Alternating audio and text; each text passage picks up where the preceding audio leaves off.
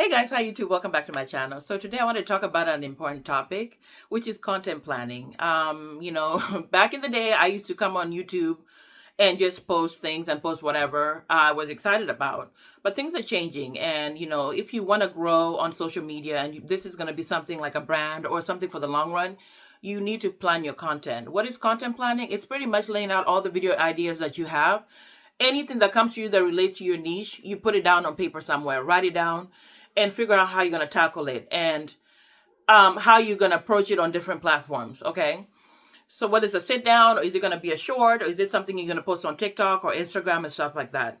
Content planning is really useful for being organized. It helps you kind of look at things in the longer run. And also, it makes a lot of people just happy because they can come back to your channel and expect the same. You're not just like all over the place. 1 minute you're doing like lots of fashion video, the next you're doing cooking, and the next you're doing fitness. It gets messy. And another thing that content planning helps with is burnout. Typically when you do a lot of videos back to back trying to be consistent, you're going to run out of ideas sometimes. But when you have content planning and you've written down things that you want to do, you can always look to that every single time and say, oh, I have to do that video about this and that.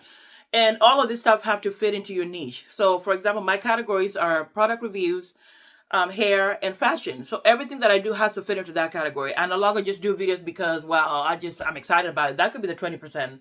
But 80% has to be those categories every single time. So that people that follow me, people that are new, are always going to know she's going to talk about that at some point. I know a lot of YouTubers have other things going on in life. Some people are parents. We have moms like me, people that work regular jobs as well. You need to really use this to help you plan out your schedule. So for example, I do fashion, and sometimes I have to go to the fitting rooms to try things on. Sometimes I do hauls from things I bought, and all this stuff have to fit somewhere. And then sometimes I have to figure out, am I just going to post a short, or am I going to have to do a full sit down video about this topic?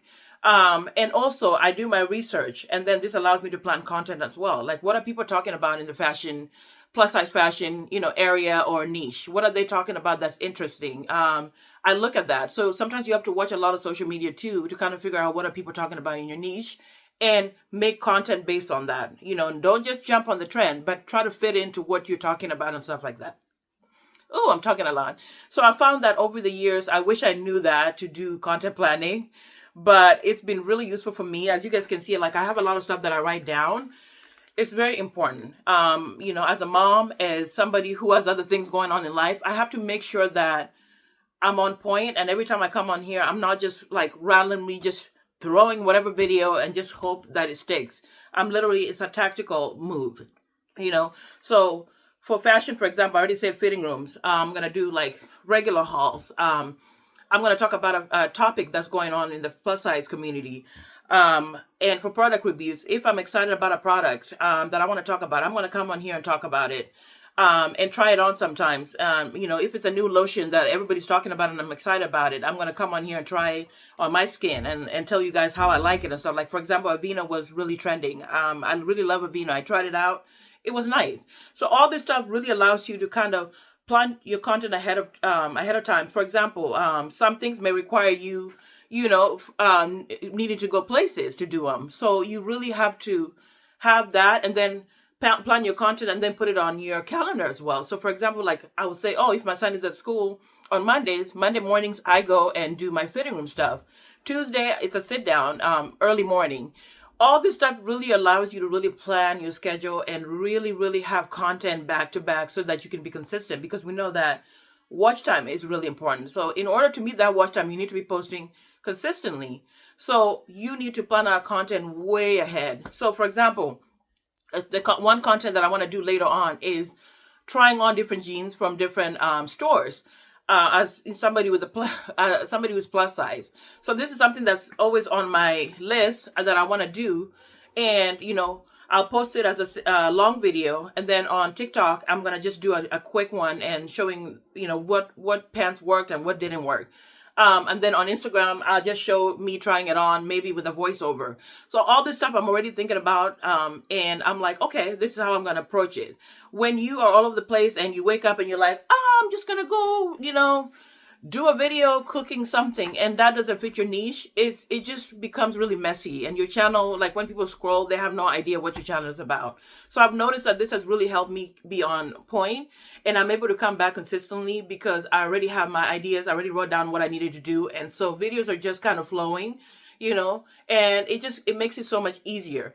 And just having a calendar, writing things down, color coding, whatever you need to do, you do that. And so content planning is really, really important, guys. Like, if you want to really be here for the long run, if you don't care for that, then this is not for you. But if you want to do this for the long, you need to plan your content. You really need to plan your content. And I've just noticed that it's really helped me. It's made a difference in just keeping my channel very organized, and it's easy, and people can come back and they know that, okay, she's going to have a fashion video. She's going to talk about a product. Sometimes I dance once in a while. That's like the 20%, but 80% is those three categories. So I just wanted to tell you guys that if you want to make it in the long run, you really plan your content. For example, sometimes people post a video, they go viral, and then it's like, now what? What do I do next? If you content plan and you know that, let's say your video went viral for how to save money doing laundry, okay? That's one thing. Maybe you're a stay-at-home mom and you can take it from there to say, oh, how do I do laundry for a family of 5? What products are really awesome for laundry and stuff like that. So if you plan all that out, you can always come back and post consistently because you already have ideas. So I feel like content planning sometimes is even better when you're starting out, to really, really, just write everything down and start posting all that stuff back to back so that people are like, okay, she is coming, with a bang, like she's ready. Okay. So I just wanted to talk about this today, and I hope it's helpful for you guys. And I'll see you guys in the next one. Bye.